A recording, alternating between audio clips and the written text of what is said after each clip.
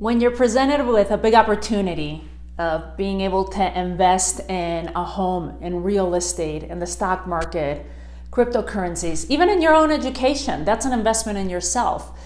Many of us will take into account the return on investment. How long will it take me to make up all that money that I put into that course that I invested in? Or if I invest in crypto, how fast will I make my money back? Or if I'm buying a home, fixing it up, how fast can I make my money back from that? And that's great, but one thing that many of us forget about is the cost of inaction.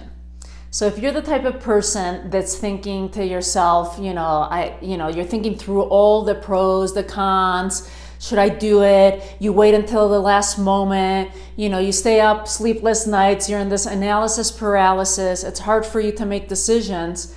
I have news for you. Most likely you're leaving a lot of money on the table. And here's why. I'll give you an example. Like say you're running your business and you're a parent and you barely have time in the day. Like you're just exhausted running the kids to their extracurricular activities, and then you have to come home and you have to make dinner and you have to run a business and you have to do a gazillion things, and you know that the best investment for you at this moment and the opportunity so that you aren't as exhausted would be in getting help and support. Maybe hiring a virtual assistant for your business, maybe hiring someone to help you clean the home, or someone to make some meals for you or take care of the kids, some babysitters. But you sit down, you do the numbers, and you're like, it's okay, I don't need to do it. I can keep on doing the admin stuff at work. I can clean the house on the weekends. And what ends up happening is, say, you do this and the doctor says to you, you hit overload, you burn out. The doctor says you have adrenal fatigue and you need to be resting for the next 3 months. You're not allowed to do anything. Then here's the question. That initial return of investment that you weren't seeing, you're like, oh no, that wasn't gonna reap me much money, because you're seeing it more as a cost or as an expense. Suddenly it becomes this whole thing of the cost of inaction. How much did it really cost you not hiring the help? By you not having someone to take care of your kids, now you're going to have to hire babysitters to not only to take care of them at home, but to take them come and go from school. Then you have to hire someone to clean your house. Then you didn't hire that VA, that virtual assistant that could have maybe continued running some things for your business. And now the business has just taken a complete stop.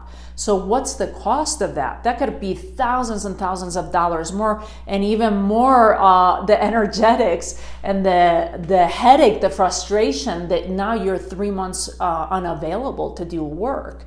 So I really want you to think about this next time that you're presented with an opportunity, whether it's investing in real estate, whether it's purchasing a home, buying a car, buying that course you've always wanted to do. I really want you to not only think of the return on investment and how fast you can make that money back, but I really want you to think about how much is it going to cost you if you don't take action. What's the cost of inaction? Because here's the thing. Inaction, to me, the cause of inaction is fear, but it's also the effect of it. You don't take action, and that's the effect, that's the result you're going to get from it.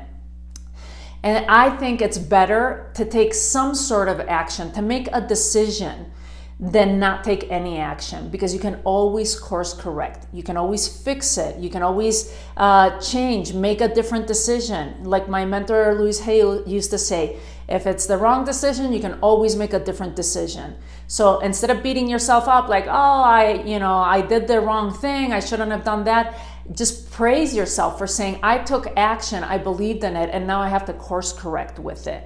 Again, next time you're about to you're presented with a big opportunity, just choose, value and measure the return on investment, but also measure the cost of inaction. And I'd love to hear, please post below in the comments if you were faced with this at any moment, where you had an opportunity, a possibility of something great happening, and you took too long to make a decision, and what was that cost of inaction for you?